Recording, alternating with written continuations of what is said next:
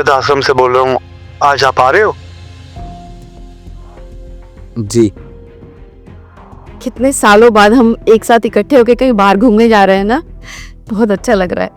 अब कितने खुशनसीब हूं ना मैं, मुझे तुम जैसे बेटे बहू मिले हैं जो मुझे घुमाने लेके चल रहे हैं, वरना आजकल के बच्चे तो माँ बाप को घर से बाहर ही निकाल देते हैं।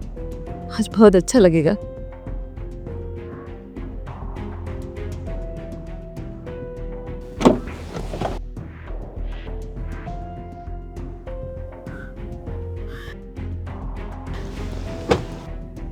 वृद्धाश्रम? बेटा हम यहाँ क्यों आए हैं? माँ वो क्या है ना, मैं और दिव्या एक हफ्ते के लिए फॉरेन ट्रिप पर जा रहे हैं और आपको स्लिप डिस्क की प्रॉब्लम भी है। आप तो इतनी दूर सफ़र कर भी नहीं सकती, इसलिए आपका यहाँ पर रहने का मैंने पूरा बंदोबस्त कर दिया है।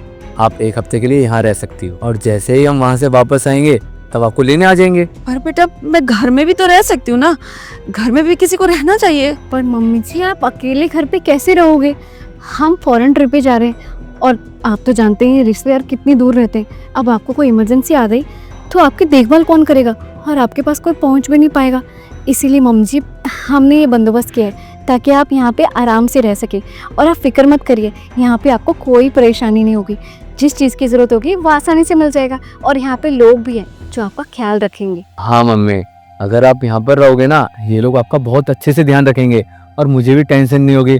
आप चिंता मत करो। मम्मी जी आप क्यों परेशान हो रही हैं?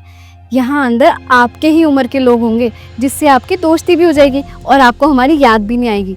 बिल्कुल निश्चिंत हो जाइए। अरे मम्मी आप ज़्यादा सोचो मत, जल्दी वापस आके तुम वो लेने आएंगे। ठीक है बेटा, जैसा तुम्हें ठीक लगे।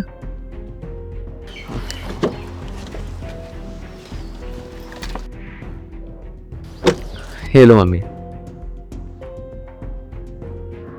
अच्छा वो हम चलते हैं, चलो।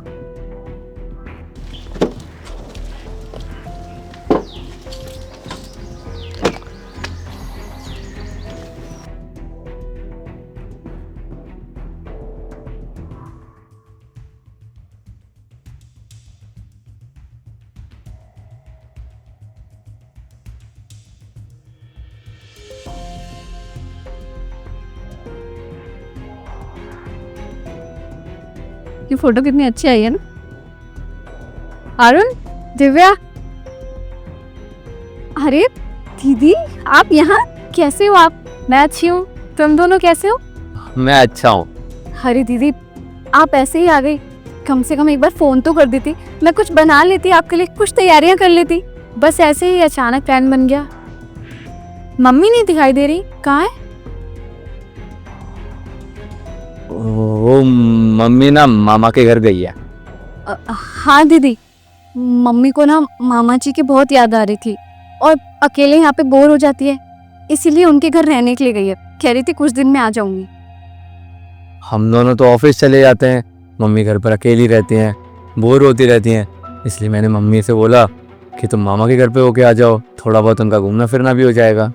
मम्मी, अरे बोला ना मामा के घर है मम्मी। मम्मी।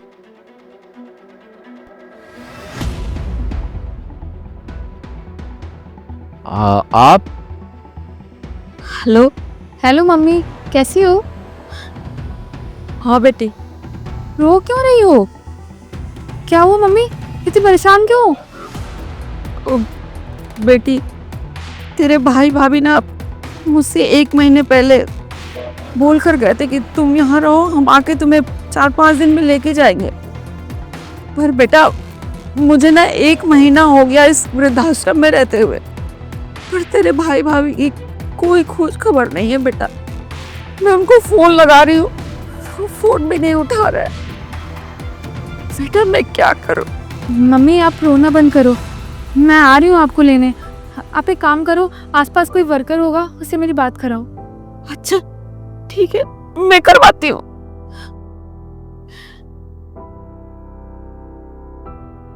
अगर तुम दोनों को अपने साथ मम्मी को नहीं रखना था तो ये सब नाटक क्यों किया? अरे मुझे बोल दिया होता, मैं खुशी खुशी इन्हें अपने साथ रखती।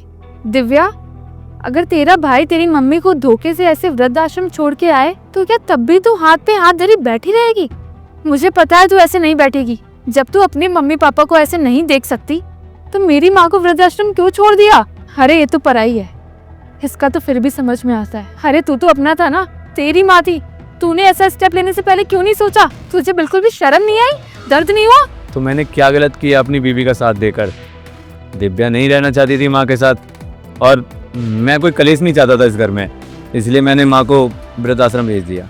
मम्मी तेरी लव मैरिज के लिए पापा से लड़ी, उनका गुस्सा सहा इन्होंने, कितना कुछ सहा, मरते दम तक पापा ने इन्हें माफ नहीं किया तेरी वजह से। और तूने क्या किया? तुझे अपनी इस बीवी के सामने अपनी माँ का प्यार नहीं दिखा, सब भूल गया तू।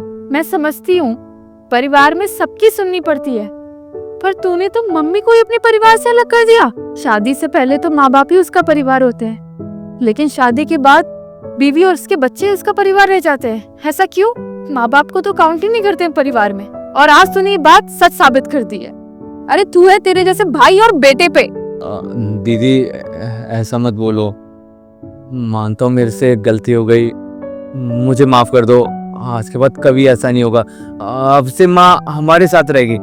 माँ आप प्लीज मुझे माफ कर दो, अब से आप हमारे साथ रहना। माँ से मेरे साथ मेरे घर पे रहेंगी, तो संभाल अपने परिवार को, अपनी बीवी और बच्चे को। चलो माँ। माँ दीदी को समझाओ ना। दीदी